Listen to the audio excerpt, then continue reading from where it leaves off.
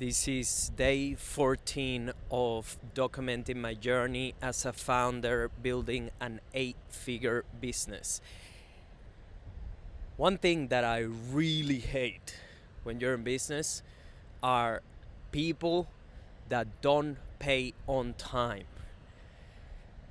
Those are the worst type of clients to get because that's only one of the things that makes them very difficult to deal with. So usually you have more problems with those type of people in business if they can't essentially stay on time with paying for your service. Then you'll face even other issues with trying to serve them as a client.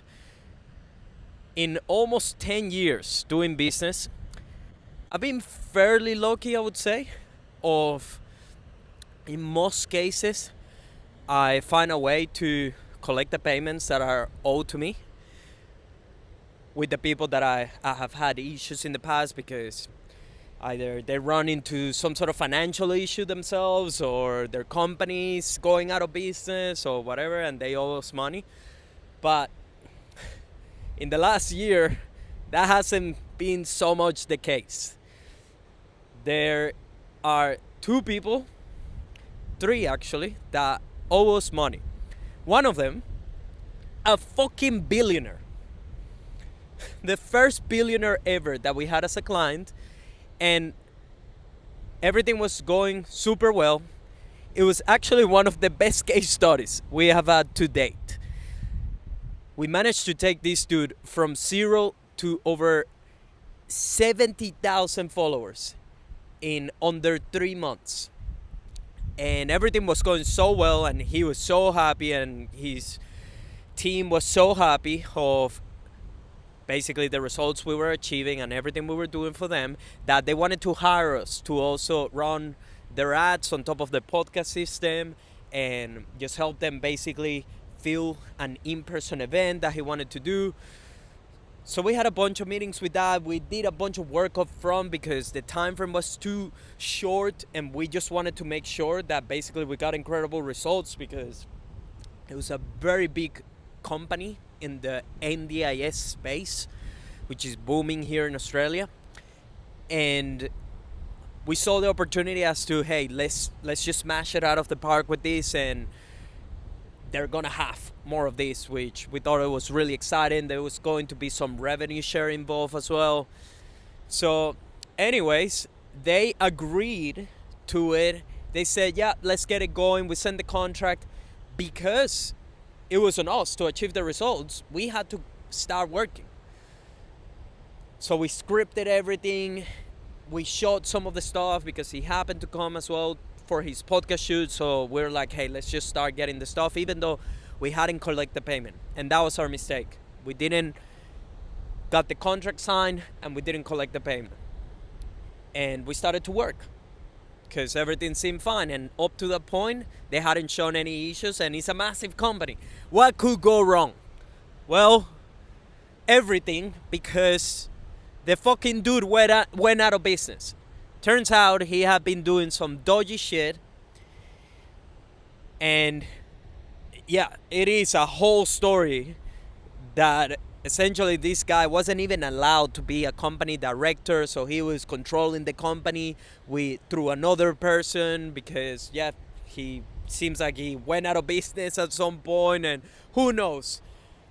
He got too deep the rabbit hole that we just stopped pushing for it. But essentially, those people owe us, still to this day, over $11,000.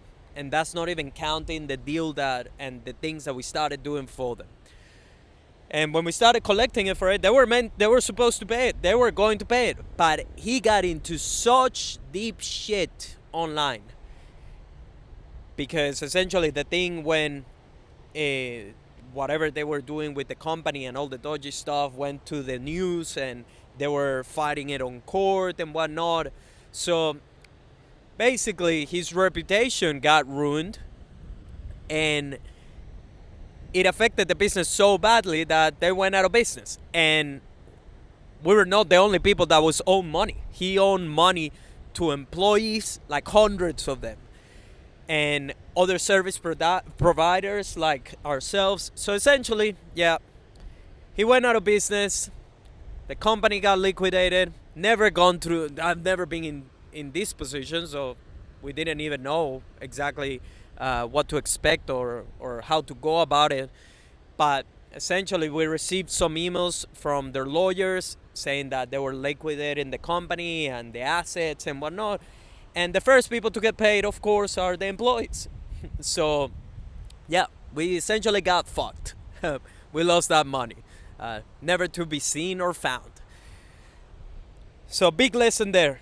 Even if someone on paper looks like they're doing extremely well, that everything is going to be excellent, that they have enough money so they shouldn't be missing payments, just know that people can also go out of business. Even the people that seem like they are doing extremely well and they got everything under control, because just a few weeks before that incident, everything seemed fine. He was crushing it, making millions every single month. So that definitely took a different direction than what any of us could have anticipated. And yeah, just lesson in there. Always get paid. Never start work until you get paid. And then we have two other previous clients that essentially, one of them, he's on the woo-woo space, a coach. And that was, yeah, what a journey that client was. And essentially, yeah, it got to the point where that person also was into deep shit financially and had been dodging taxes here in Australia and got into some issues with her mortgage and whatnot. So essentially, yeah, she just stopped paying for her service, and she owed us a big chunk on her contract. And ultimately, we were like, you know what? It's not worth our time. Don't pay us the remaining of the contract, which was a few thousands. And we just said, hey, just pay us the last month of the work that we did, which was $5,500. Well, this lady just kept making all the excuses, and this started a year ago. And, back then, we were too flexible. We were too flexible, being like, oh, okay, we'll give you an extension. Then the extension came around, and she will make excuses again. Oh, I have no money, da-da-da. Give me a more extension. So we gave her like 7 months or something, until we got to a point where we were just like, hey, you need to start paying, and we got way more serious. So she started paying. Guess what? She started paying like $200, $100, and she'll make payments whenever she will make them. So she has made such little payments that still to this day, she still owes us over $2,000. We just want to get it out of the way.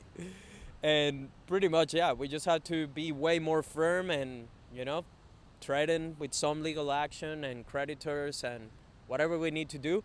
Because even though it's not a lot of money, it's about the principle. And it's about us as well, making sure that we keep people accountable that we do business with. So, yeah, it sucks because it costs us money as well.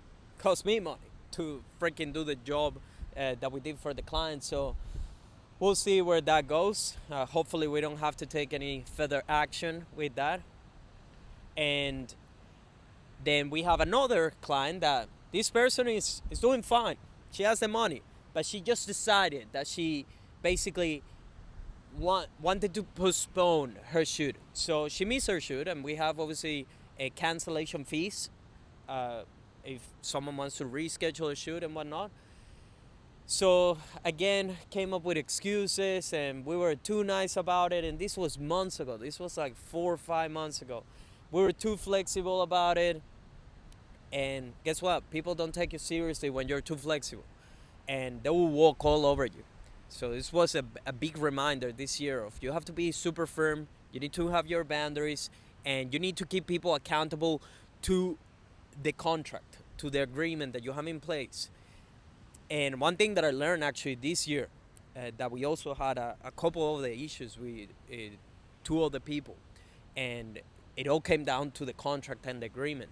Turns out, if you essentially are trying to be a nice person and you're trying to uh, give extensions to people because maybe they got into financial issues, and you're just trying to be not even a professional, just you're having goodwill, you're letting them pay a little bit later and whatnot, you're breaking your own contract. So even though you're trying to be a nice person, you're actually bending what you have in your agreement and your contract. So that could backfire you. They could literally say, hey, he didn't attain himself to the contract, so therefore that contract is not valid. So I learned this year that trying to be a nice person with those people that owe you money and are not paying you for your service can actually backfire and can get you in trouble. So, because if the contract gets invalidated, you're not protected. Nobody's protected. So yeah, we're not doing that. We're never doing that again. You have to have boundaries, and you need to make sure that people respect those boundaries. And if they don't, you need to follow through with whatever are the action steps if someone is basically crossing those boundaries, especially the ones coming to contracts and agreements.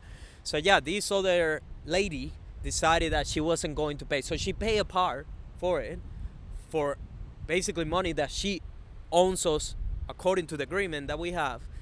And she failed to show up to the shoot. So there is also a cancellation fee. And essentially, yeah, we're too flexible. Told her, hey, you need to clear this and whatnot, the remaining. And then she basically just decided that she was going to book it whenever she wants to book it. That's not how it works. That's not how it works.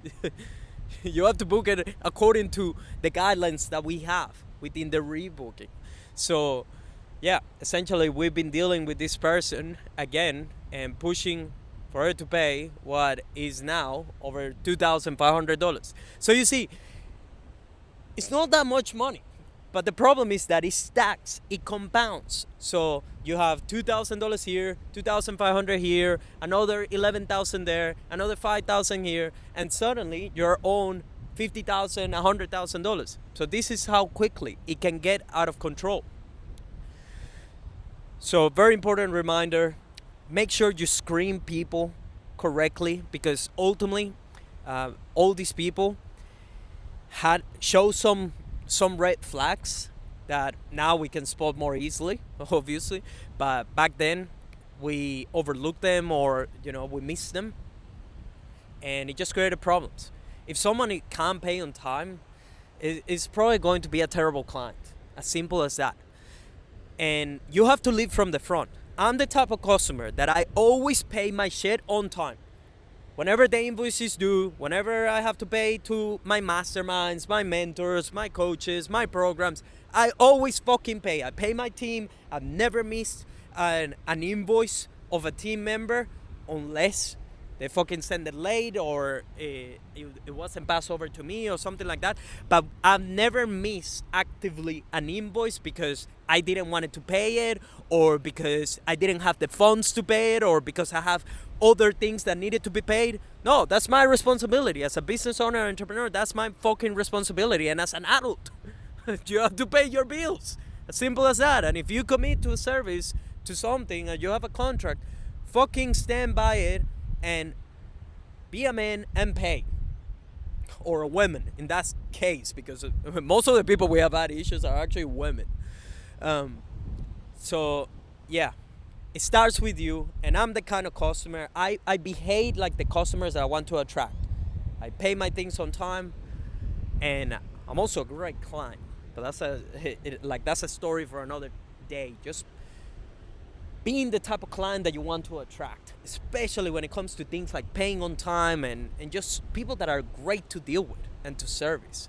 It's nothing better than serving people that are always pay on time, that they never make excuses, that they take action on the things that you ask them to take action.